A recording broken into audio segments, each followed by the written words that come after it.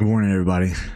It's your boy, Stunt Roos, and we are going to be covering the patch notes for the wipe today. This is patch 12.12.30.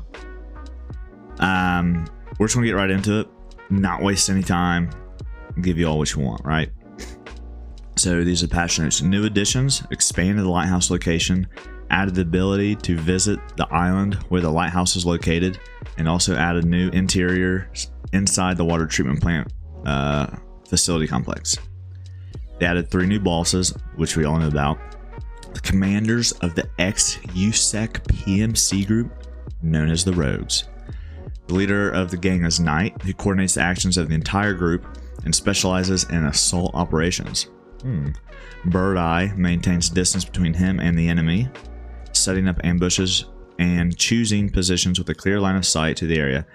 Big Pipe prefers the grenade launcher and serves the role of massive firepower in battle and always rushes towards the enemy to reach combat distance. That's going to be terrifying, having this guy rush at us with a grenade launcher. Bosses maintain contact with each other and with the other rogues.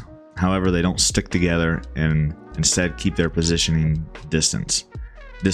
When an enemy is detected by any of the bosses or rogues, information on enemy location is transmitted to everyone by radio, and the bosses prepare for battle, taking up tactical positions for engagement. Bosses help each other, use all available weapons, and are hostile to everyone. Players of any faction, scavs, and raiders, they don't communicate with the rest of the bosses and fence. So they attack any enemy immediately. Killing them does not affect the player's reputation.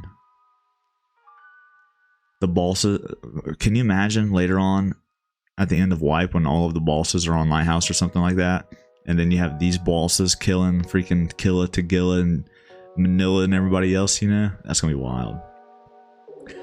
The bosses' habitats are Lighthouse, Shoreline, Woods, and Customs. They do not stay in one place and instead wander through these locations all the time. If the bosses have moved to one of the maps, they'll be absent on the others. There's no timetable for the movement, and no one knows when the bosses are guided, what the bosses are guided by when changing their location. So it sounds like everything's just gonna be random for them. Added offline cooperative game mode. That's gonna be really fun. This game mode is only available to players who purchase the EOD package, the Edge of Darkness pre-order edition. Added the co-op mode. Check the box in the game mode selection screen in co-op mode. All settings for bots, bosses, time, and weather are identical to online raids. Progress in co-op raids is not saved, and the gear taken into such raids won't be lost upon death. That's cool. The start as a group checkbox allows for all players in the group to spawn together in the center of the location with the checkbox unticked. All players will spawn like in the online mode. The number of players in a group for the co-op mode has been increased and depends on maximum number of players in the selected location. The number of co-op servers may be limited under heavy loads. In this case, on the group gathering screen, you will see a message saying, "Attention.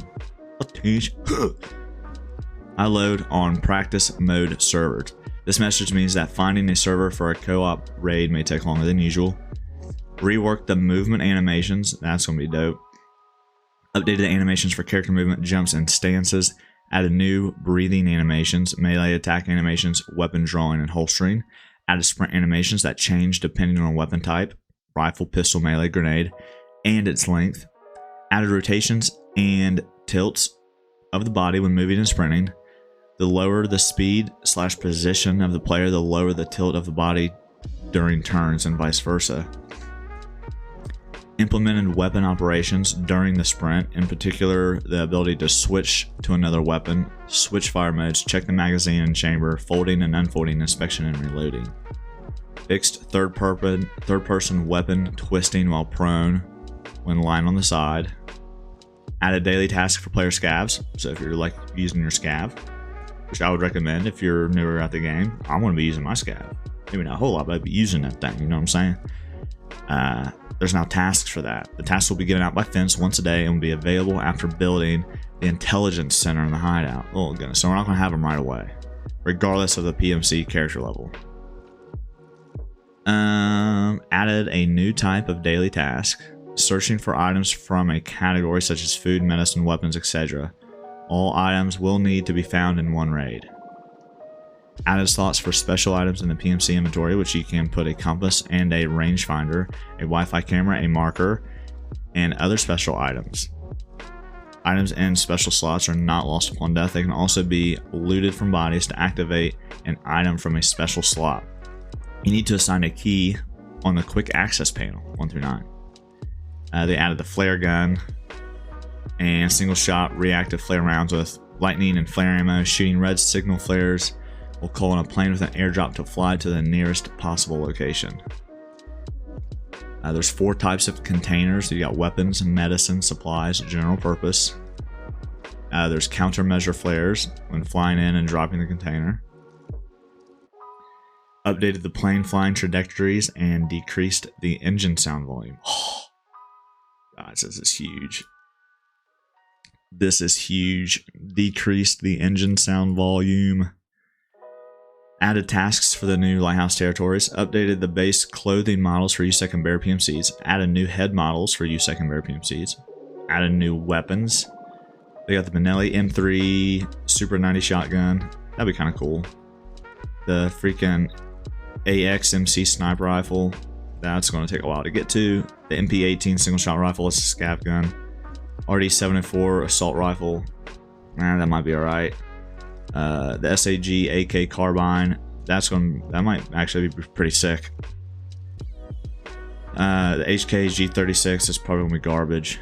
And then the MGL M32 Alpha 1 revolver grenade launcher. That's gonna be fun. Reworked the animations for the MP133 and MP9. Added a new model, animations, and modifications for SV98. Added new equipment and items. Changed the bonuses for the perception skill. Now the hearing radius increases by 0.3% per level up until 15% for the max level. Before this change, the hearing radius increased by 0.7 and up to 35. That's big. Change the inertia speed and force when leaning. That's big. Added new outfits for both PMC factions. Listen, I'm going to pick my freaking black puffy jacket up and wear it again. Alright, get out of here. Added new crafting recipes in the hideout. Thank goodness. Reworked the elite metabolism skill effect. Now with 0 hydration and energy, you will not receive any thirst and hunger damage, but still receive other negative effects. Before this change, there were no negative effects at all. Alright, that's going to be big. Reworked the elite strength skill effect. Now, weapons equipping on sling, on back, and in holster become weightless. All other equipment and item weight in chest rig, backpacks, pouches, and secure containers is counted normally.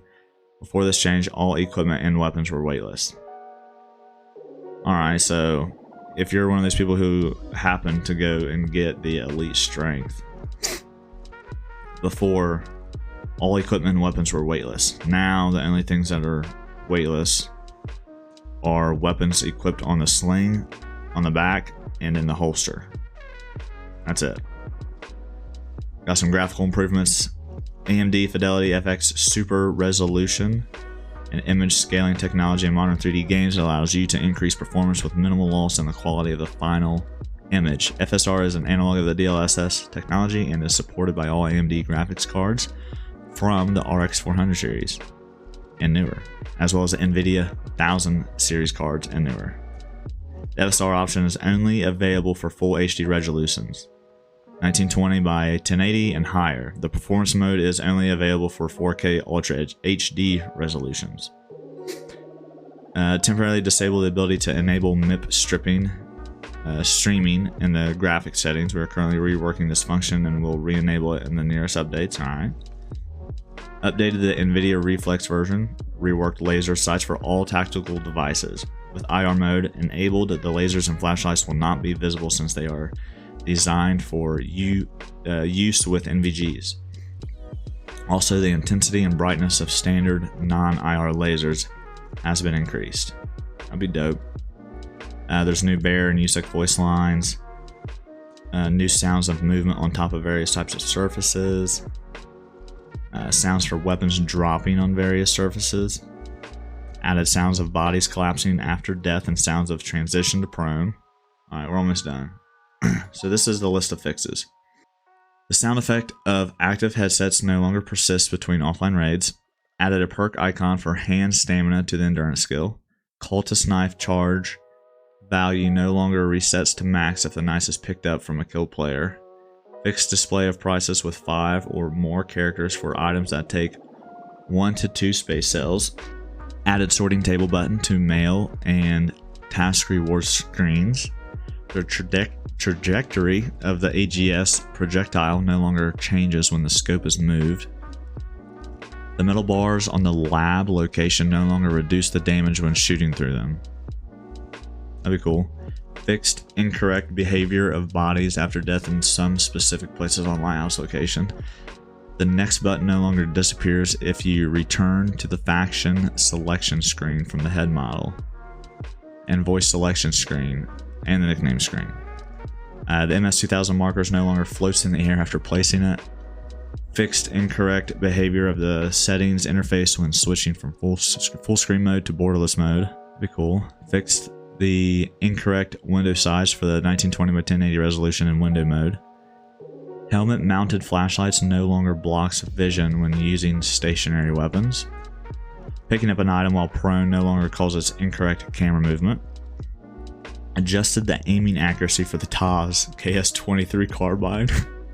Maybe we could actually hit something with this thing now. They fixed a bug that caused rogues to visually appear incorrectly behind stationary weapons. The sort direction indicator no longer changes its position if the player re-enters the flea market screen. The FN Scar H 7.62x51 20-round magazine now increases the weapon size by 1 slot down. Alright.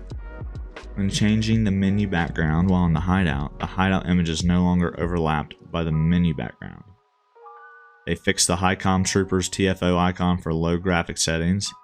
Fixed incorrect icon anti-aliasing for big items in the stash. Fixed a bug that caused character textures to become distorted when loading into a raid.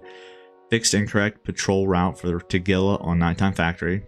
Fixed the lack of wet asphalt effect with SSR enabled in some places on Lighthouse location. Added inertia when quickly tapping the AD keys. Who does that? Added inertia when quickly tapping the AD keys. Fixed bot behavior when shooting with revolvers. Weapon stat penalties from ammo are now displayed correctly for revolvers. Fixed incorrect behavior of Tagilla when changing positions during combat. Killa is no longer hostile to player scavs with a reputation above 6. That'd be cool. Fixed display of weapons in the folded and unfolded state in the stash. Fixed the possibility of bot hands getting frozen. Rogues are now aggressive again towards USEC players who killed them in past raids. I knew that wasn't working on the last one. Fixed a number of issues related to the calculation of inertia, allowing players to bypass or reduce it. Fixed a number of issues related to the calculation. Alright. Fixed an error that caused the disappearance of ammo loaded into magazines during the raid after finishing the raid. Fixed blocking of inventory operations that could occur after selecting a weapon picked up from the kill scav. Fixed a bug due to which the container from the airdrop froze in the air or ended up in places inaccessible to players. I never had to witness that. I never dealt with that. Fixed an overly bright lighting of characters when loading into a location. Other changes, numerous balancing changes for item parameters, visual fixes on locations, balancing changes of weapon characteristics, added an ability to select a different display in the game settings, various fixes and adjustments of the user interface. And that's it, y'all. That is all of the patch notes that I poorly read aloud to everybody. This is patch 12.12.30. There's the 3 bosses. Y'all, this is going to be really cool. A lot of fun. I'm going to try to keep you up to date as time goes on. I'll be live on YouTube. Showing you all my progression. We're going to try to get max traders. Or not max traders. We're going to try to get the flea market today. We'll see how that goes. But that's it, y'all. That's the patch notes. I appreciate it. Make sure you hit the subscribe button. And I will see you all in the live scene. Sorry, out, y'all. Peace.